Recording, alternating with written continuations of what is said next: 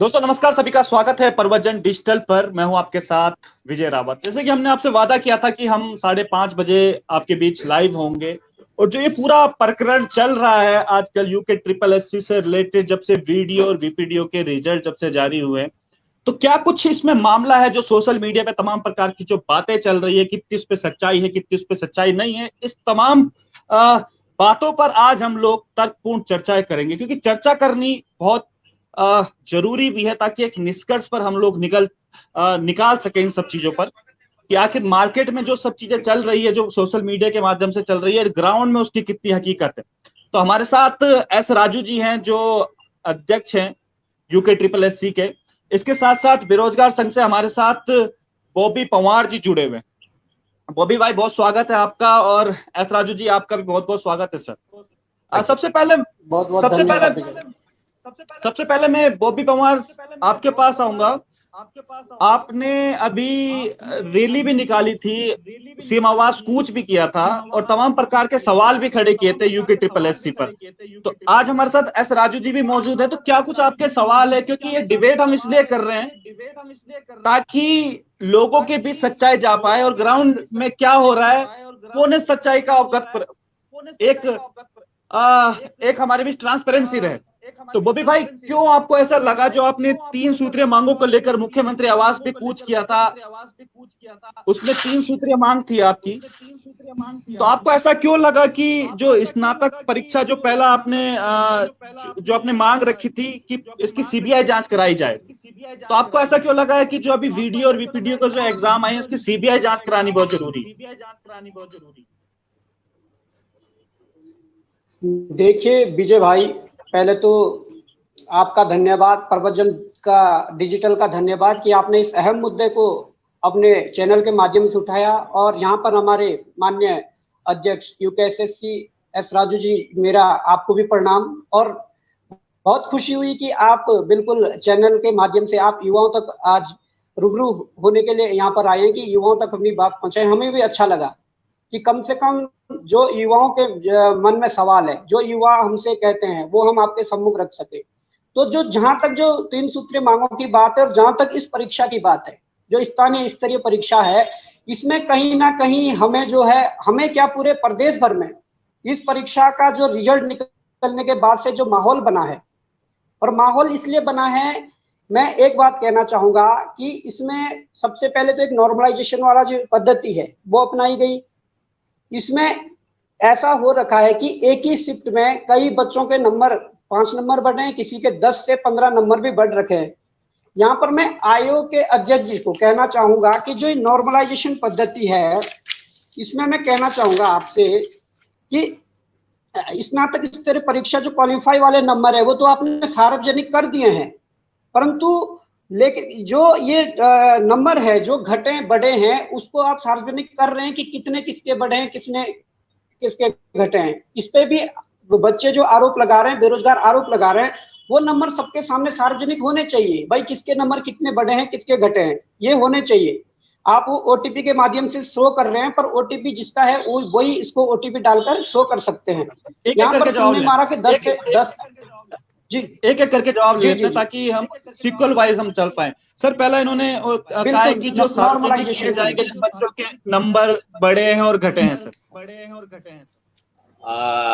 ये तो सबको इंडिविजुअली भेजा गया है, लेकिन अगर वास्तव में चाहे तो पब्लिश करने में मेरा बिल्कुल कोई आपत्ति है। अब अगले हफ्ते में पब्लिश, अगर सबको सार्वजनिक दिखना है पब्लिश करेंगे, दिक्कत नहीं है मुझे। और 10 बड़ा नहीं है, टॉप लेवल में 6 बड़ा था, और जहाँ कटा हुआ था वहां लगभग 4 बड़ा था। लोग अगर गलत अपने रॉ मार्क गलत कैलकुलेट करें वो बात दूसरी। सर, मैं आपके सामने ऐसे वो लेके आऊंगा कि जिसमें कई 9 से 10 नंबर 11 नंबर तक बढ़े हुए हैं, ऐसे भी हम आपके सामने कैंडिडेट लाएंगे। अगर कैंडिडेट ये मांग कर रहे हैं कि ये नंबर पब्लिश होने चाहिए, बिल्कुल, इससे पारदर्शिता बनी रहेगी। पारदर्शिता बनी रहेगी, सबसे बड़ी बात ये है। पूरा पब्लिश कर देगा, फिर देखे फिर मेरे पास ले आइएगा। बिल्कुल सर, पब्लिश होना चाहिए। दूसरा, आप कह रहे हैं विशेषज्ञ, जो आयोग के विशेषज्ञ हैं, हम तो सीधे आरोप लगा रहे हैं इसमें कि विशेषज्ञ की आड़ में क्या है, भ्रष्टाचार को बढ़ावा दिया जा रहा है, सीधी सी बात है। क्योंकि कई सर प्रश्न ऐसे हैं जो सही प्रश्न थे उनको हटा दिया गया है, जो गलत प्रश्न थे उनको सही, उनका उत्तर मतलब घुमा फिरा कर दूसरा दिया गया है। तो ये बहुत बड़ी यहाँ पर जो है बात खड़ी हो रही है। और ऐसे प्रश्न मैं आपको ऐसे कई प्रश्न ला दूंगा कि कौन से प्रश्न कब कहाँ पे डिलीट किए गए हैं। सर एक प्रश्न आता है जो 5 दिसंबर की फर्स्ट शिफ्ट का प्रश्न है कि ऊंचे बुग्याल क्षेत्र में रहने वाले चरागाहों को कहते हैं। सर इसमें आयोग इसमें बकरवाल, पालसी और पाथच ये उपयुक्त सभी भी दिया हुआ है इसमें आंसर। जबकि जो हमारी बुक्स हैं उसमें ये विंसर में जो है इसमें सारे जो उत्तर हैं वो सही है। बकरवाल भी कहते हैं, पाथच भी कहते हैं, पालसी भी कहते हैं। परंतु आयोग ने क्या है जो पहले सही माना था उसके बाद अब क्या है अंतिम उत्तर कुंजी में क्या है इस प्रश्न को बी और सी दोनों को सही माना है, लेकिन इसमें जो उपयुक्त सभी होना चाहिए था जिसका साक्ष्य निम्नवत विंसर पर मिलता है। सर ये विंसर वाला जो हमारे पास है ये इस पे इसका उत्तर मिलता है। सर इस पे क्या कहेंगे सर आप, ये उत्तर है इसका? देखिए जहां तक उत्तर है विशेषज्ञ का जो ओपिनियन है उसके बारे में बहुत विस्तृत बात करना इस तरह का एक मीटिंग में उचित ये रामायण शुरू हो जाएगा तो चलेगा 10 घंटे कि कौन कौन क्वेश्चन में क्या कर चुका। और आप मुझसे पूछेंगे कि कौन सी कुछ आप कह विंसर ने ले लिया है और मैं कहूंगा इस किताब से लिया गया था इसका। और वो फिर आप पूछेंगे कौन सा किताब में लिया गया था, कौन है वो विशेषज्ञ है, ये सब आप नहीं बताएंगे ना। किसी को हम बताते हैं कि हम कौन सी क्वेश्चन हल कर पाए इसका। हम तो ऑथेंटिक जो आप चलो ठीक है सर, आप एक्सपर्ट है आप ही लोगों को पढ़ाई करते हैं, आपके प्रोफेसर से आपके लेक्चरर से, ऐसा नहीं हम लोग बाहर चंद्रमा से बुलाते हैं।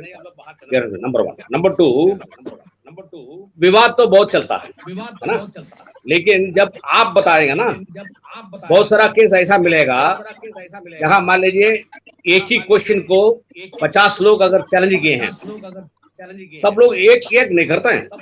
10 आदमी कहता है ये सही है, 10 आदमी कहता है बी सही है, 10 आदमी कहता है सी सही है। ऐसा नहीं कि इवन बच्चे का आपस में सब लोग कहते हैं एक ही सही है, ये गलत है, ऐसा नहीं। नंबर 2। नंबर 3 ये सबसे बड़ा एक जवाब आप ये मुझे सुन लीजिएगा। हम सब लोग कहते हैं कि गलत है। मुझे एक एग्जाम्पल दे दीजिएगा जहाँ हाईकोर्ट ने या किसी कोर्ट ने कह दिया है कि कमीशन का जो एक्सपर्ट का ओपिनियन है गलत। एक बताए मुझे, मतलब क्या है? बहुत सारा हम चैलेंज करते हैं हम लोग। अभी तक डिलीट करते हुए 10,000 क्वेश्चन बनाए हैं, लगभग 300 डिलीट किए हैं। एक भी क्वेश्चन में अभी तक किसी कोर्ट ने कहा नहीं आपका एक्सपर्ट ओपिनियन गलत नहीं। गलत तो ठहराया जाएगा सर यहाँ पर, क्योंकि हर प्रश्न पत्र में डिलीट हो रहे हैं क्वेश्चन। तो आप कहते रहेंगे मैं कह रहा हूँ आप एनसीईआरटी को मानते हैं, आप तो कहते रहेंगे आप एनसीईआरटी को मानते हैं। सर एनसीईआरटी पूरे देश में वैलिड है ना? एनसीईआरटी को मानते हैं सर इसमें मैं सवाल रख लेता हूँ बॉबी भाई, मैं सवाल रख लेता हूँ सर। जिनका कहने का मतलब ये है कि कई कोचिंग सेंटर हैं ऐसे, कई किताबें ऐसे जिसमें अलग अलग सवाल का अलग अलग आंसर है। कोचिंग सेंटर भी उस हिसाब से पढ़ाते हैं, लेकिन बच्चा कौन सा आंसर सही लिख के आए तो उसके लिए कंफ्यूज की बात है ना। क्योंकि आप उसका जिस किताब से उसने पढ़ा होगा उसने सही टिक मार के आया होगा, और अगर यूके SSS उसको गलत कर देता है तो उसको लगेगा कि कहीं ना कहीं धांधली हुई है। तो बच्चा कौन सी किताब वगैरह पढ़े कि उस किताब को सही में। प्रॉब्लम तो यही है, हर कोचिंग सेंटर जो है अपने अपने हिसाब से जवाब बताता है। इसलिए कि इवन जो जाने माने किताब है, जैसे विंसर को बात कर रहे हैं, विंसर का और भी 2 और किताब है बहुत प्रसिद्ध है, उसमें भी गलत निकल रही है। प्रॉब्लम है कि हमारा कोचिंग सेंटर सब हर कोचिंग सेंटर अलग अलग से अपने हिसाब से पढ़ाता है। इसका सॉल्यूशन क्या है? एक्सपर्ट हम जो जिसको बुलाते हैं वो इनका टीचर्स है, प्रोफेसर्स है, वो सभी रिसर्च करते हैं, बिकॉज सभी बच्चे बताते हैं ये सही है गलत है, पूरा छानबीन करते हैं, इसका बाद जो सही है वो निकालते हैं। और मैंने कहता है तो अंग्रेजी में बोलते हैं ना, proof of the pudding is in eating. अभी तक एक भी केस में किसी कोर्ट ने कहा नहीं है आपके एक्सपर्ट ओपिनियन गलत है इसको फिर दो। एक भी अभी तक पता नहीं कितना कोर्ट क्या एक पक्ष को सुन के अपना डिसीजन दे दे, उसमें क्या, जब दूसरे पक्ष ने अपनी बात ही नहीं रखी होगी। मैं आपसे कहना चाहूंगा, आप एनसीईआरटी को मानते हैं, आप इसका जवाब दे दीजिए। आप बिनसर छोड़िए, आप परीक्षा वाणी छोड़िए, आप एनसीईआरटी को नॉट नेसेसरली कभी हमने एक भी देखा है कि एनसीईआरटी की इंग्लिश में एक है, हिंदी में दूसरा है, but on the whole NCERT को थोड़ा बहुत मानते हैं, लेकिन ऐसा नहीं है कि वो अगर एनसीईआरटी को मानते हैं, यदि एनसीईआरटी को मानते हैं तो ठीक है। तो मैं आपको कहना चाहूंगा, इसमें एक क्वेश्चन आया था आपके, ये इसमें आया था कि निम्नलिखित शब्दों में से शुद्ध वर्तनी वाला शब्द क्या है। दृष्टव्य, दृष्टव्य, ये दोनों ही शब्द सही थे। मतलब आपने इसमें क्या है, दृष्टव्य जो फर्स्ट में दिया गया था, आपने वो उत्तर नहीं मान के दूसरा वाला उत्तर माना था, परंतु इसमें फर्स्ट वाला जो उत्तर था वो डॉक्टर हरदेव बहेरी, ये एनसीईआरटी की बुक है सर, कक्षा 10 की बुक है, एनसीईआरटी की बुक है, इसमें ये दिया गया है दृष्टव्य का मतलब है दिखाई देने योग्य, और ये भी सही था, ये एनसीईआरटी में है। एक दूसरी बुक है, वो भी कक्षा 10 की बुक है एनसीईआरटी की, उसमें भी दृष्टव्य दिखाई गया है। इन पर ये गंभीर विषय है और इस पर बात होनी चाहिए कि एनसीईआरटी को आपने गलत करार दिया है, सबसे बड़ी बात है। मैं पूछूंगा सर दूसरा जी, एक क्वेश्चन मैं पूछ रहा हूँ। ये एक प्रश्न आया था कि उत्तराखंड की सबसे बड़ी प्रवाह प्रणाली क्या है, जिसमें आयोग के ऑप्शन थे यमुना, गंगा, रामगंगा और उपयुक्त में से कोई नहीं। अब आप देख लीजिए, एनसीईआरटी का स्रोत हमने लगाया यहाँ पे, उत्तराखंड की जो लोकल किताबें हैं उसमें गंगा का जो है आपके देवप्रयाग से लेकर जो अंत तक है उसमें 90 किलोमीटर माना गया है, परंतु उसके बाद जो एनसीईआरटी का स्रोत है उसमें 110 गंगा को दिखाया गया है। बावजूद इसके आपने अगर उपयुक्त में से कोई नहीं, जो ये लास्ट ऑप्शन दिया था, अगर वो नहीं होता तो इसमें हम गंगा को मान सकते थे, अगर काली नदी ऑप्शन ना होता और गंगा होती, परंतु इसमें ना काली नदी ऑप्शन है। काली नदी 252 किलोमीटर का प्रवाह है उत्तराखंड में, तो ये एनसीईआरटी का स्रोत है सर। ये हम एनसीईआरटी पर बात कर रहे हैं, इसको तो देखना पड़ेगा ना। कई हजारों बच्चे जी, चलिए अब जवाब सुन लेते हैं। वो भी हजारों बच्चे इन क्वेश्चनों से अंदर बाहर हो चुके हैं।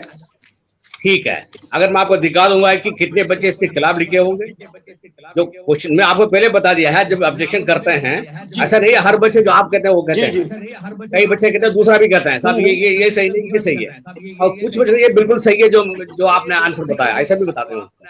तो अगर इसको हम शुरू कर देंगे तो रामायण हो जाएगा, दिन भर इसमें बात करते रहेंगे। सर आपको स्पष्ट करना पड़ेगा ना, कुछ बच्चे परीक्षा वाणी को वो मान रहे हैं, कुछ बच्चे विंसर को मानेंगे, परंतु जो वैलिड है, जो एनसीईआरटी है, जो बच्चे उस चीज को मान रहे हैं आपको उनका सही मानना पड़ेगा। ये मेरा कहने का मतलब है, इसमें आपको गंभीरता से सोचना पड़ेगा। एनसीईआरटी को हम यथासंभव एनसीईआरटी को मानते हैं, लेकिन एनसीईआरटी में भी एक दो जगह में इंग्लिश वर्जन और हिंदी वर्जन के बीच में देखा है, और कुछ विषय से कभी कहता है कि एनसीईआरटी में भी इन दो गलतियां मिलती है।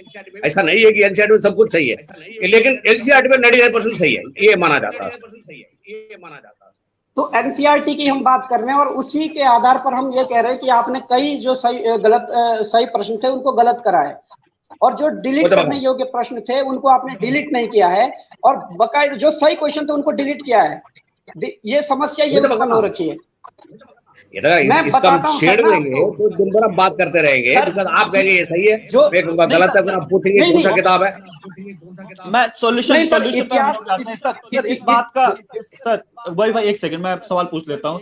सर का कहने का मतलब है कि बच्चे तो कंफ्यूज हो जाएंगे, तो कहीं ना कहीं आप भी मानते हैं ग्लिच है जो एनसीईआरटी और जो अगर जो अदर बुक्स को पढ़ते हैं, कहीं ना कहीं ये ग्लिच बीच में है, तो ये ग्लिच दूर कैसे किया जाएगा सर? किसी भी कमीशन में कभी बताते नहीं है कि हम कौन सी किताब को मानते हैं, मानते नहीं है। इसलिए कि वो इवन यूपीएससी में आपने कभी सुना है वो कहते हैं कि फला किताब पढ़ो, कभी बताते नहीं है इसका, वो अभी पता है ही नहीं। तो एक्सपर्ट जो बताते हैं उसको हम सही मानते हैं, इसलिए सुप्रीम कोर्ट भी कहता है कि एक्सपर्ट की बात सही है। इवन सुप्रीम कोर्ट एक्सपर्ट की बात के ऊपर नहीं जाता, बता अगर एक्सपर्ट ने कह दिया, दैट इज वाई आपने पहले क्वेश्चन पूछा था, इवन टुडे किसी भी कोर्ट से अभी तक लिख के पिछले 5 साल में लिखा आया नहीं है कि फला कुछ आप एक्सपर्ट ओपिनियन गलत है। कुछ तो कारण होगा। अगर हम 300 क्वेश्चन डिलीट करने के बाद भी एक भी कमेंट आया नहीं कि आप क्वेश्चन आपने गलत डिलीट किया है, भले हम आपस में लड़ेंगे, बच्चे भी आपस में कहते हैं, एक बच्चा दूसरा कहेगा। So, सवाल ये भी खड़ा होता है सर, क्योंकि जो एग्जाम बनाते हैं, क्योंकि वो भी तो एक्सपर्ट होते हैं, उसके बाद डिलीट ऐसी नौबत क्यों आती है कि डिलीट करने पड़ जाते हैं क्वेश्चन। हमारे अध्यक्ष साहब कह रहे हैं कि यूपीएससी के भी एक्सपर्ट होते हैं, उनको वो वहां पे सवाल खड़े क्यों नहीं थे? वहां पे आपने इतनी मात्रा में क्वेश्चन डिलीट होते हुए देखे हैं, आप देख रहे नहीं, यहाँ तो झड़ी लगी हुई है। ऐसी आप परीक्षा बता दीजिए जिसमें आप क्वेश्चन डिलीट नहीं कर रहे हैं। तो ये कैसे विशेषज्ञ हैं? क्या जब प्रश्न पत्र बनता है तो विशेषज्ञों की निगरानी में नहीं बनता है? क्या उनके मार्गदर्शन में नहीं बनता है? ये आप बाद में आप डिलीट करके नहीं सर, ये तो होना चाहिए ना, ये तो बाद में डिलीट करने पर तो आप देंगे हर परीक्षा में। आप वन दरोगा का देखिए, वन दरोगा का देखिए। चलिए जी, वन दरोगा बाद में आ जाएंगे। पहले मैं आपको बता दें, पूरा दुनिया में एक बात वो भी भाई सुन लीजिए पूरा भारत में 100 क्वेश्चन में 5 क्वेश्चन डिलीट है। नेशनल लॉ हर परीक्षा में क्वेश्चन डिलीट होते हैं। एक बार कोर्ट ने हमसे पूछा भी है, हम कोर्ट को अपने छाट दिया है, मैं आपको भी दिखा सकता हूँ कि पूरी भारत में एवरेज आता है कि 100 क्वेश्चन में 5 क्वेश्चन डिलीट किया जाता है, लेकिन ठीक है किसी केवल 3 ही डिलीट करता है अभी तक। हमारा स्टैंडर्ड तो बेटर देन नेशनल स्टैंडर्ड है, लेकिन आप लोग यहाँ के देख रहे हैं, आप बाहर नहीं देख रहे हैं, आपको आइडिया नहीं है। नहीं, बहुत बढ़िया सर, आप ये बात कर रहे हैं कि 3% या 5% डिलीट करते हैं। आप वन दरोगा की बात कर लीजिए, 1800 में से 332 क्वेश्चन डिलीट किए तो कितने परसेंट बैठा ये? आप ये भी बात करिए ना। और मैं एक बात बताना चाहूंगा, इसी स्थानीय स्तरीय परीक्षा, नहीं विजय भाई एक बात, सवाल एक जवाब जी सर कह रहे हैं कि वन दरोगा में 332 क्वेश्चन क्यों डिलीट हो गए, जब आप कहते हैं कि 3 से 4%। वन दरोगा में सिचुएशन डिफरेंट है, इस तरह का नहीं है कि साहब ये किताब लेगा वो किताब लगे, ये किताब, ऐसा नहीं है। वन दरोगा बात सिंपल है, आउट ऑफ सिलेबस दे दिया है। वो जो जिस एजेंसी ने आपको रखे हैं उसको बनाने के लिए, उन्होंने आउट ऑफ सिलेबस दे दिया। अब क्वेश्चन ये है कि प्रॉब्लम कैसा सॉल्व करें, वो भी देख रहा हूँ। गलत तो है तो गलत, 325 क्वेश्चन गलत तो रिलीज किया, उसका आउट ऑफ सिलेबस दे दिया, क्या करें? नहीं ठीक है विजय भाई, अध्यक्ष साहब ने मान लिया कि गलत है। 332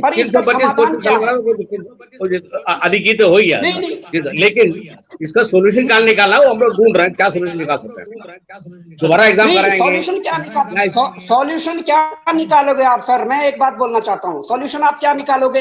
ये वन दरोगा के पेपर होने से पहले मैंने आयोग को चिट्ठी लिखी थी कि जी ये एजेंसी है जो NSEIT है, ये वहाँ मध्य प्रदेश में ब्लैक लिस्टेड है, और आपके सामने 22 पेज का वहां पर जारी लेटर है जिसमें इनको ब्लैक लिस्ट किया गया है।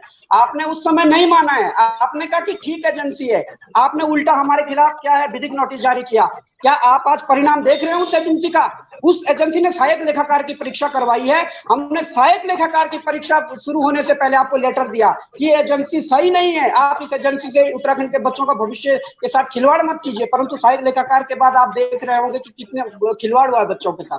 और सर मैं एक बात कहना चाहूंगा, उसी वन दरोगा की मैं बात करना चाहूंगा। कुछ प्रश्न है जो कि आपने एक प्रश्न है वो भी भाई एक सवाल का पहले जवाब NCERT वाले पहले जवाब लेते हैं।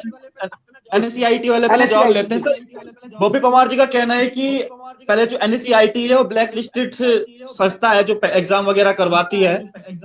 जब पहले ही आपको बता दिया था तो उसके बाद दोबारा आपने उसका चेक नहीं कराया कि वो ब्लैक लिस्टेड है कि नहीं है सर? हाँ, ये पहले मुझे बताया गया कि वो ब्लैक लिस्टेड है, फिर ये बॉबी पवार कोर्ट में गए थे। कोर्ट में क्या हुआ, कोर्ट ने इनका एप्लीकेशन रिजेक्ट किया। कोर्ट में यही कह के कहते हैं कि NSEIT ब्लैक लिस्टेड है, और कोर्ट ने कहा तुम गलत बोल रहे हो।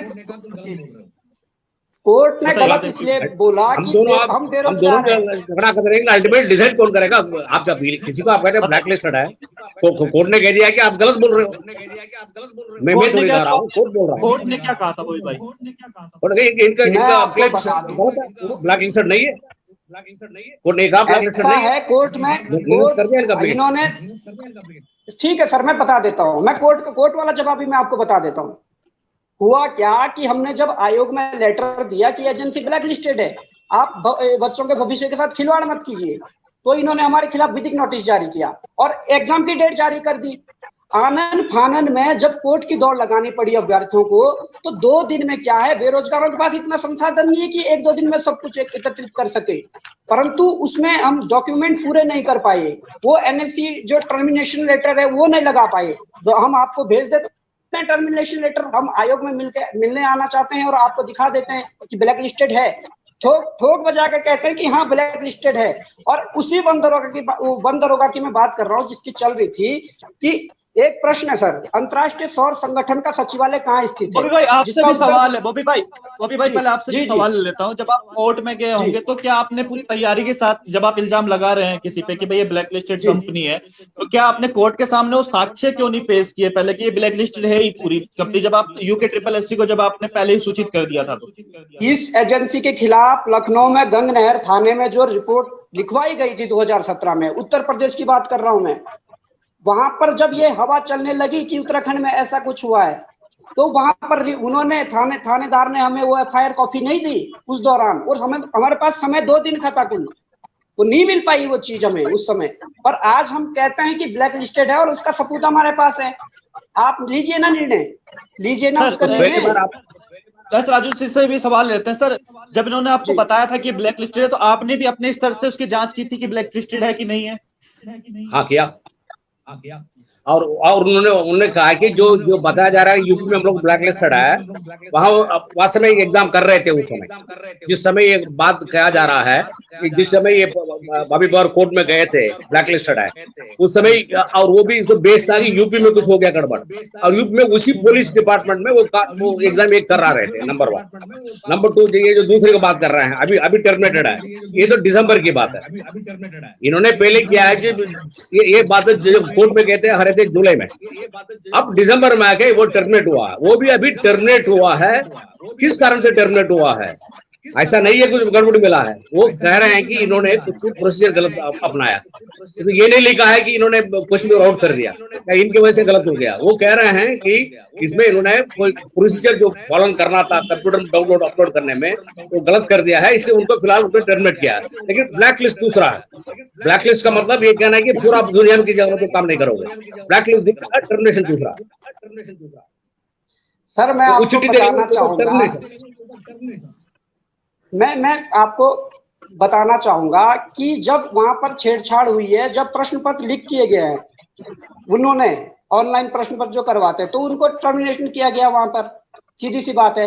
पर जब हमने आपको ये बता दिया था कि ये एजेंसी ऐसी है कि इनके साथ ऐसी घटना हो सकती है, एक स्टेट की बात नहीं कर रहा हूँ, उत्तर प्रदेश, MP, तमिलनाडु में इनके साथ ये घटना हुई है, तो आप उसी को क्यों एक्सेप्ट करना चाहते हैं? यहाँ पर समस्या ये है, आपको बताने के बावजूद। आपकी प्रॉब्लम ये है कि बिना प्रूफ आप बोलते रहते हो, कोर्ट में बताइए ये सब अभी कोर्ट में कहा क्यों नहीं? कोर्ट में बोल रहे कि हाँ दिसंबर में टर्मिनेट कर दिया गया है, अब भी क्या हुआ? टर्मिनेट हुआ ना, ब्लैक लिस्ट हुआ नहीं, टर्मिनेट हुआ है। बताए विजय, अगर आपकी एजेंसी इतनी अच्छी है, ठीक है, मैं सवाल पूछ लेता हूँ सर, मैं सवाल पूछ लेता हूँ सर। किनका कहने का मतलब यह है कि भाई जब NSCIT ब्लैक लिस्टेड संस्था है तो किसी और संस्था से आपने क्यों नहीं कराया एग्जाम? और भी संस्थाएं तो होंगी जो एग्जाम वगैरह करा सके। आपने टेंडर फ्लोट किया है, टेंडर फ्लोट करने में अल्टीमेटली पहले 12 पार्टी आई थी, फिर 6 पार्टी आई थी, शॉर्टलिस्ट किया। 6 पार्टी में 2 पार्टी कोर्ट गया, NSCT और TCS, और TCS का रेट अधिक था, तो हमने खोला नहीं है इसका, तो NSCT सबसे कम रेट में था, तो हमने टेंडर ओपन टेंडर में गए। ऐसा नहीं है कि हमने NSCT सीधा बोला लिया। वैसे अभी भी मैं सोच रहा हूँ, अभी मैं पूरा उनकी खबर ले रहा है कि भाई जब तुम्हारा टर्मिनेट हुआ है कैसा हुआ है, क्या कारण है। जहां तक ऑर्डर है उसमें केवल इतना लिखा है, ऐसा कोई हम ये नहीं बता रहे, व्यापम बोर्ड कहता है हम ये नहीं बता रहे हैं कि इनकी वजह से कुछ भी लीक आउट हुआ है। लेकिन उन्होंने कुछ प्रोसीजर ठीक से जो बड़ा पालन नहीं किया है, उसके वजह से वो टर्मिनेट किया, नहीं तो ब्लैकलिस्ट कर देते हो। अभी तक उन्होंने ब्लैकलिस्ट नहीं किया, इसलिए कि अभी भी वहां पुलिस जांच चल रही है। ये क्वेश्चन पेपर लीक हुआ है या नहीं हुआ है, अगर हुआ है तो कौन कारण है उसका। अब ऑर्डर पढ़ लीजिए, साफ साफ लिखा है। अब इसे नहीं कर रहे हैं कि वो क्वेश्चन पेपर लीक किया उसने university. That's about, if you read the order, I can show you the order. Sunday I can send the order. और फॉर एग्जाम्पल ये जो आरोप यार आप लगा रहे हैं, तो समझ सोच को लगा करो। अब कहना बहुत आसान है कि 15 लाख ले लिया, 15 लाख ले लिया है। अगर मध्य प्रदेश का व्यापम जांच कर रहा है, मध्य प्रदेश की पुलिस जांच कर रही है, अगर मध्य प्रदेश का व्यापम जांच कर रहा है, मध्य प्रदेश की पुलिस जांच कर रही है, तो यहाँ पर बताने के बावजूद आपने उसकी जांच करना उचित नहीं समझा। इतने बच्चों के साथ वो खिलवाड़ होने दी और वो परिणाम सबके सामने है। वो मैं नहीं बोल रहा हूँ, आज हर बच्चा बोल रहा है कि गलत हुआ है। कोर्ट में हार के जाओ तो मैं जांच करना है। पर मैं उस बंद दरोगा की बात करूंगा, कोर्ट में जाओ, ये आपका तो सही ऑर्डर है। बडोनी साहब कहते हैं कि कोर्ट में जाओ, कोर्ट में इतना पैसा बेरोजगार कौन लगाएगा बताओ। 1-1, 1.5 लाख रुपए तो वकीलों की फीस है। इसी NSCIT की बात करूंगा, एक क्वेश्चन था, अंतर्राष्ट्रीय सौर संगठन का सचिवालय कहाँ है, इसका उत्तर गुड़गांव था। ये बंद दरोगा की बात कर रहा हूँ सर मैं। ये 98 क्वेश्चन और पालित द्वितीय पाली का क्वेश्चन है 23 जुलाई का, इसमें इसको डिलीट कर दिया गया। और यही क्वेश्चन उसी वन दरोगा में 19 जुलाई के द्वितीय पाली में था, वहां पर सही दिया गया। और ऐसे कई क्वेश्चन है जो एक पाली में सही दिए गए, दूसरे पाली में गलत दिए गए, हमारे पास प्रूफ है। और आपने तो सूचना के अधिकार में भी गलत जो दिया कि हमने क्या जो प्रश्न है ऐसा नहीं किया, हमने सही गलत नहीं किया है। आपका जवाब दूंगा मैं इसका। जहां तक बंद दरोगा का प्रश्न है, बंद दरोगा का प्रश्न में मैं आपको साफ साफ कह दिया है, आउट ऑफ सिलेबस क्वेश्चन दिया गया है। अब आउट ऑफ सिलेबस क्वेश्चन देने के बाद क्या उसको पूरा एग्जाम दोबारा करना है या उसको कोई मेथड करने के लिए? ये बच्चे मुझे लिख के दे रखे हैं कि साहब इसमें आपने एक शुरू में एक क्वेश्चन था, दूसरे में नहीं है, उसका हम दिखवा रहे हैं। इसलिए देर हो रहा, नहीं तो पहले मैं इसको डिस्पोज कर दिया होता। अभी तक कोई निर्णय नहीं लिया गया, जो सही है मैं लूंगा। जांच करना बिल्कुल सर, इस पे जांच करना जरूरी है, क्योंकि इस पर एक ही प्रश्न को अलग अलग शिफ्टों में सही और गलत दिया गया है। अभी हम वर्तमान की बात कर लेते हैं। वीडियो की बात कर लेते हैं। तो आपने कुछ अभी कल को जो सीम आवाज कूच भी किया था और 3 सूत्रें मांग भी रखी थी। सवाल ये था कि आपको ऐसा क्यों लग रहा है कि इसमें घपला हुआ है? क्योंकि आप कह रहे हैं कि भाई क्वेश्चन डिलीट हो गए तो घपला नहीं होता है, तो आपको ऐसा क्यों लग रहा है कि घपला हुआ है? UPSSC जो आयोग है उसने धांधली इसमें करी, आपको ऐसा क्यों लगता है? क्वेश्चन डिलीट करना तो धांधली नहीं होता है? नहीं, धांधली करी है। एक क्वेश्चन डिलीट करना धांधली नहीं होता है। विजय भाई, मैं एक क्वेश्चन पढ़ना चाहूंगा। एक प्रश्न आया था, योजना के तहत देहरादून से पंतनगर के बीच हवाई सेवा संचालित करने की जिम्मेदारी किस कंपनी को दी गई थी? अब आप बता दीजिए, जिस कंपनी को दी गई थी वो कंपनी अपने उसमें डाल रही कि हमने शुरू की थी, पर आयोग उसे गलत ठहरा रहा है ना। मिनिस्ट्री ऑफ सिविल एविएशन, इसमें वो इनकी साइड में वो दे रहा है कि हमने करी थी ये सेवा शुरू, परंतु आयोग ने उसे गलत दिया है। आप बता दीजिए, जिस बच्चे ने ये पढ़ा होगा, जिस बच्चे का ये प्रश्न सही होगा, उसमें तो आप अन्याय हुआ ना। और सर एक प्रश्न और है, बछेंद्री पाल वाला जो प्रश्न था वो आपने इससे पहले 1.5 साल पहले फॉरेस्ट गार्ड के पेपर में सही उसको दिया है। एक्सपर्ट आपके एक ही है ना, तो उन एक्सपर्टों ने उस समय उस प्रश्न को सही दिया और अभी जाके इसको गलत दे दिया, तो ये गलत है। ये सवाल आप जियोग्राफी का जवाब लेते हैं। आपके क्वेश्चन को तो आलू मुझे ने जवाब दे दिया है, बार-बार उनको बात मत करिएगा। ये वर्तमान में जो आरोप लगा रहे हैं कि 15 लाख लिया गया है, बेईमानी चली थी, वो तो कह रहा है इनकी आदत ही, वो बाबी जी की आदत ही यही है कि ऐसे बोल देते हैं, ऐसे बाबा बोल देते हैं, प्रूफ नहीं रहता है। हम आपको इस बारे में बात कर लीजिए, इस बारे में बात कर लीजिए, मैं तैयार हूँ इस बारे में बात करने के लिए। आप इस बारे में बात कर लीजिए, छोड़िए प्रश्नों को छोड़िए। पहले इस सवाल का जवाब ले लेते हैं। सर इन्होंने कहा था कि जो बिछेंद्री पाल वाला जो सवाल था, आप जब UPSSC ने वो एग्जाम करवाया था, वहां पर उसका जो जवाब था वो सही माना है, लेकिन जो आपके एग्जाम में वो गलत माना है, ऐसा क्यों हुआ है? माना, ऐसा क्यों हुआ? इसको ऐसे मैंने कहा, सवाल के अंदर हम घुस जाएंगे तो वो तो दिन भर चलता रहेगा इसका। लेकिन इसमें अगर हम just as an example I can say that ये केजरीवाल का जो उनका बायोग्राफी है, ऑटोबायोग्राफी देख लीजिए, वही डेट को हम लोग सही माने। जस्ट हम गिविंग एग्जांपल, लेकिन मैं इसके अंदर नहीं जाऊंगा। अगर जाना शुरू करूंगा तो आपको ऑलरेडी जवाब दे दिया है। अगर कमीशन के एक्सपर्ट गलत है तो ये कैसा है कि अभी तक एक भी कोर्ट ने कहा नहीं कि तुमने गलत दिया है, अभी तक एक भी नहीं हुआ केस। उसका कारण क्या होगा? कुछ तो होगा। कमीशन के अगर कोर्ट कहता है कि ये कमीशन हमेशा बॉबी पवार कहते हैं, लेकिन कोर्ट ने कभी कहा है कि कमीशन जो है हमेशा गलत जवाब देता है? कोर्ट तो आप छोड़ ही दीजिए ना। आप एक प्रश्न ऐसा है कि आप एक प्रश्न पत्र में सही दे रहे हैं, फिर दूसरे प्रश्न में उसको गलत दे रहे हैं, तो ये तो बड़ा अन्याय है ना। ये दोहरा वो क्यों सर मापदंड? आप तो कोर्ट में जाके देख लीजिए ना। अब ये आपको बता दिया ना, वन एग्जाम्पल बता दिया है। अभी जाकर देख लीजिए। नहीं सर, सही देखिए, कोर्ट ही जाना होगा तो एक बार सर सवाल तो आप जो कहते रहे मैं कहते रहूंगा, जो ये लाल बिल्डिंग अल्टीमेटली फैसला कौन लेगा? करो, जब कोर्ट से ही सारा समाधान करना है, जब कोर्ट से ही सारा समाधान करना तो इसे बंद करो। वहां पर क्यों मोटी तनख्वाह दे रहे हैं लोगों को? क्यों इतना सवाल का जवाब मैं ये कह रहा हूँ सर, अगर हर भर्ती का, हर प्रश्न का हर समाधान यदि कोर्ट में, तो कोई इसे बंद करिए, अधीनस्थ सेवा चयन आयोग को बंद करिए जब कोर्ट में ही जाना है। समाधान कोर्ट में नहीं है। मैं आपको एग्जाम्पल बता रहा हूँ, अगर मेरे में आप सर्टिफिकेट नहीं है तो आप कोर्ट में जा सकते हैं। पहले मुझसे तो पूछ लीजिएगा। अभी कल गए थे आप लोग मेरे पास, कभी मेरे पास आए थे आप लोग इतना आंदोलन आरोप लगा रहे हैं, कभी मेरे पास आए थे आप लोग? आए नहीं ना। आप बड़ोनी साहब को आरोप लगा रहे हैं, पूछिए, वो मिलने का समय देते हैं। ये मेरे पास कब आए थे? कभी मुझसे पूछा आपने? अगर बदौली नहीं मिलता था इसको लेकर कई छात्र आपके पास आए हैं, ये मैं कहता हूँ। और हमारे मित्र हैं, हमारे छात्र हैं, हमारे साथ के छात्रों कई बार आपके सामने आए हैं। भाई छात्र का छोड़िए, आप या राम कंडवाल मेरे सामने आए थे, वही आप लोग इतना ऑर्गेनाइज कर रहे हैं। आपके सामने आऊंगा, कल आपके सामने आऊंगा ये सब लेके। बस आप कल आने की जरूरत नहीं है उसका, लेकिन अब मैं आपसे पूछ रहा हूँ कि अभी तक आपने मेरे पास आए भी नहीं है, और आप जब तक आप अनर्गल आरोप लगाएंगे उसको साबित नहीं करेंगे, आप जब मेरे पास आएंगे प्रूफ के साथ आ जाइएगा कि किसने 15 आग लिया है, किसमें कौन गड़बड़ा, जब प्रूफ के साथ आइए। सर एक बात है, मैं आपके सामने कुछ लिस्ट रखूंगा, हम 15 लाख या 20 लाख 10 लाख गोपड़ी नहीं है, अभी गोपड़ी दिखा दीजिएगा इसका। मैं तैयार हूँ उसका, मैं चैलेंज लेने के तैयार हूँ। गोपड़ी दिखा दीजिएगा, वो इस फोरम में दिखा दीजिए, सबको दिखा दीजिए कि आप लगा रहे हैं।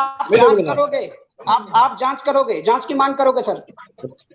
वो तो मैं करूंगा, मैं तो हमेशा करूंगा। आपको प्रूफ दे दो, मैं जांच करूंगा, मना थोड़ी किया है। हम कुछ ऐसे नाम देंगे जो प्रॉपर्टी डीलिंग करके आज सिलेक्टेड हुए हैं। हम कुछ ऐसे नाम देंगे जो ठेकेदारी करके सिलेक्टेड हुए हैं। हम कुछ ऐसे नाम देंगे जो मेरा सवाल आपसे पार्टियों के जिला बन के सिलेक्टेड हुए हैं। जी मेरा सवाल आपसे ही है, आप कह रहे हैं कि कुछ ऐसे नाम देंगे। आपने मुख्यमंत्री आवास कूच किया, क्या आपने अभी तक नाम दिया है यूके ट्रिपल को वाले? यूके ट्रिपल को क्या नाम देना था? अभी हम मुख्यमंत्री के सामने वो नाम रखते हैं, परंतु यदि राजू सर यदि ये एक्सेप्ट करते हैं कि ठीक है आप आइए मिलिए और वो चीजें हमारे सामने रखिए, तो हम प्रोसेस वाइज चलना पड़ेगा ना। देखिए प्रोसेस वाइज चलना पड़ेगा ना, पहले हम यूके ट्रिपल से पहले, क्योंकि अगर आप कोर्ट भी जाएंगे तो कोर्ट भी आपसे पूछेगी भाई आपने कहाँ बताया ये सब चीजें, कि आपके यूके ट्रिपल के संज्ञान में मामला है कि नहीं है। आपके पास प्रूफ होगा तभी तो आप कोर्ट को बताएंगे कि हम पहले उनके समक्ष रख चुके हैं, तभी तो आप इन्हें ब्लेम करेंगे। अभी तक किसी ने मुझे प्रूफ नहीं दिखाया है कि ये इसमें क्या गलती हुई। कहा जा रहा है कि 15 लाख लिया गया, ये कर रहे हैं, वो कर रहे हैं, बेईमानी हो गई है, लेकिन क्या प्रूफ है? कुछ तो बता दें। प्रूफ कल लेके बॉबी भाई कह रहे हैं कि कल प्रूफ जो उनके पास होगा, बिल्कुल कल प्रूफ लेके आपके पास पहुंचेंगे, पर जांच करनी पड़ेगी। ये नहीं है कि आज आप डिबेट में बोल रहे हो कि हम जांच करेंगे, जांच करने पड़ेगी सर। बाय रिटर्न आप दीजिएगा। यहाँ तक कह रहे हैं, हम तो शुरू से मैं कह रहा हूँ जांच करूंगा हम लोग, बाय रिटर्न बिल्कुल शुरू से। बहुत आभार है सर आपका कि आप एक जांच करेंगे। मैं तो यहाँ तक सुनो आप जी लेट मी से वन मोर थिंग इस मौके पे। नंबर 1, शुरू से मैंने कभी मना नहीं किया जांच नहीं करेंगे, मैं बिल्कुल सभी जांच के लिए तैयार हूँ, बशर्ते मुझे आप प्रूफ दिखा रहे हैं। नंबर 1। नंबर 2, ठीक है, मैं ये कर दिया, आप इस तरह डेंजरस गेम खेल रहे हो, जांच के लिए बात कर रहे हो, ठीक है। जी जी, मेरा जो आप लोग तो गैर जिम्मेदारी भाषण दे रहे हैं कि ये हो गया, वो हो गया, बेईमानी हो गया। ये खुद जिम्मेदार लोगों ने मुझे कहा है कि साहब ये ऐसा व्यापक गड़बड़ी नहीं हुई इसमें, लेकिन कुछ ब्लैक शिप हो सकते हैं, आप देख लीजिएगा। मैंने कहा ठीक है, अगर आप कह रहे हैं, मुझसे कोई ऐसा कोई कुछ गोपनीय लोग ना मुझे मिलके गए हैं जो सही जो सोचते हैं लोग, जो वास्तव में सोचते हैं वो लोग, वो क्या कैसा मुझे लग रहा है कि इसमें ऐसा व्यापक गड़बड़ नहीं हुई है, लेकिन कुछ लोग हो सकता है, एक दो लोग जो इसमें जो गलत आए होंगे। मैंने कहा ठीक है भाई, मैं पूरा में स्वयं बैठ गया, मैं देख लूंगा, लेकिन किसी भी वजह से मैं इसको डीबी को डिले नहीं करूंगा। मैं आपका कारण बताऊंगा क्यों। अगर मान लो इसमें हम जांच में बढ़ गए हैं, अगर हमारे इसमें कोई गलत लोग हैं, उसको हम निकालने के लिए मैं तैयार हूं, उसको जांच करके, लेकिन पूरा भर्ती को कैंसिल करना या जांच में बैठा के 1 साल बैठना ठीक नहीं है। इसलिए आप मान लीजिए आज ग्रेजुएट का जांच में बैठा दें। जी सर, उनका भी मांग नहीं है सर, बहुत इनकी भी मांग नहीं है कि कैंसिल की मांग ही नहीं कर रहे सर। हम तो ये कह रहे हैं कि हम कुछ नाम देंगे, हम कुछ नाम देंगे, आप उनके ऊपर जांच बिठाइए। अगर आप ऐसा भी नहीं कर सकते हैं तो एक सर मैं एक बात और कहूंगा, जो 900 लोग हैं ना, जो सिलेक्टेड लोग हैं, आप उनका पेपर करवा दीजिए एक ही दिन में एक ही जगह पर, और उसी समय पेपर बनेगा 100 नंबर का, वही नॉर्मल जो पेपर बनता है। उसमें से अगर 200-300 लोग ऐसे नहीं हुए जो 40-50 नंबर पे लटकेंगे, तब बताना। आप ये जांच करवा दीजिए, दूध का दूध, पानी का पानी हो जाएगा। ये तो बाबा जी ऐसा है, देखो मैं स्पष्ट रूप से आपसे बता रहा हूँ, मुझे भी लग रहा है कि इसमें 4-5 लोग हो सकते हैं जिनको जो है थोड़ा, बिकॉज ऑफलाइन एग्जाम में हमेशा कुछ कुछ होता है, हम जामा लगा रहे जो भी लगा दें, अगर कॉलेज के प्रिंसिपल मिल जाता तो कुछ गड़बड़ हो जाता है। इन लोगों को छोड़कर बाकी लोगों को डीवी डिले नहीं करना चाहिए। प्रॉब्लम ये है ना, आप महसूस नहीं कर रहे कि क्या प्रॉब्लम क्रिएट कर रहे हो। मान लिया आपने ग्रेजुएट को अभी रुकवा दिया, मैं सीधा अब बाबू का रिजल्ट निकलने वाला है, अभी बाबू का रिजल्ट इंटरमीडिएट रिजल्ट निकलने वाला है 1 हफ्ते में। अगर मैं उसके में करना शुरू करूंगा, ग्रेजुएट का नहीं करूंगा, फिर ये ग्रेजुएट में जो भी पास हो सब वहां चला जाएंगे, ज्वाइन करके उसी में कुछ जांच खत्म होने के बाद आप सबको रुकवा देंगे। जांच की बात कह रहे हैं, जांच की बात कह रहे हैं, अगर इस प्रकार से कुछ ऐसा है तो जांच करेंगे उसकी। तो शुरू से टाइम में हमारा आप हो गया। लास्ट सवाल मैं आपसे ले लेता हूँ सर, नॉर्मलाइजेशन के लिए बच्चे बड़े परेशान है, कहते हैं नॉर्मलाइजेशन सिस्टम समझ में नहीं आ रहा है, क्यों ना ऐसे भविष्य में कुछ इस तरीके से एग्जाम किया जाए कि एक ही पाली में सारे एग्जाम हो जाए। किस प्रकार का कुछ सोचा है यूपी आयोग ने, कुछ विचार कर रहे हैं इस पर? देखो नंबर 1 मैं ये कहता था उसको, जहां तक मान लिया नॉर्मलाइजेशन है, उसके पहले मैं एक चीज कहना चाह रहा हूँ, क्योंकि भाभी उसमें है।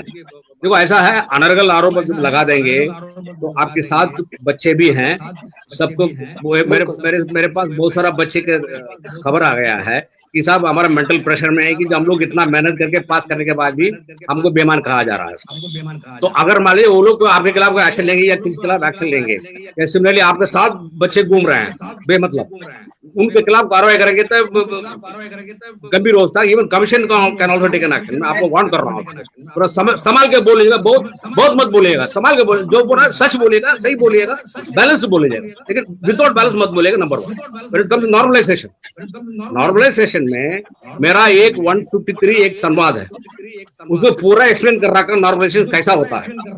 जैसे लोग हमेशा कहते हैं कि साहब आपको कैसा मालूम है क्वेश्चन में इजी है डिफिकल्ट है, वो डेटा बताता है आपको, मैं नहीं बताता हूँ। मैं बैठ के डिसाइड नहीं करता हूँ कि ये टफ पेपर है, ये इजी पेपर है, वो डेटा बताता है हमको, जो बच्चे जो भी आते हैं उसका।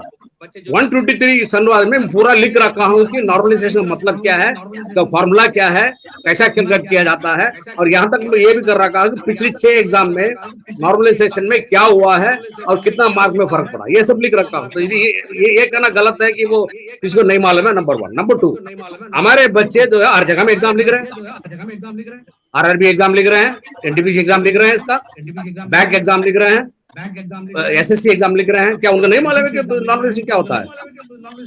इसके बावजूद मैंने ये संवाद में पूरा एक्सप्लेन कर रखा हूँ कि नॉर्मलाइजेशन मतलब क्या होता है।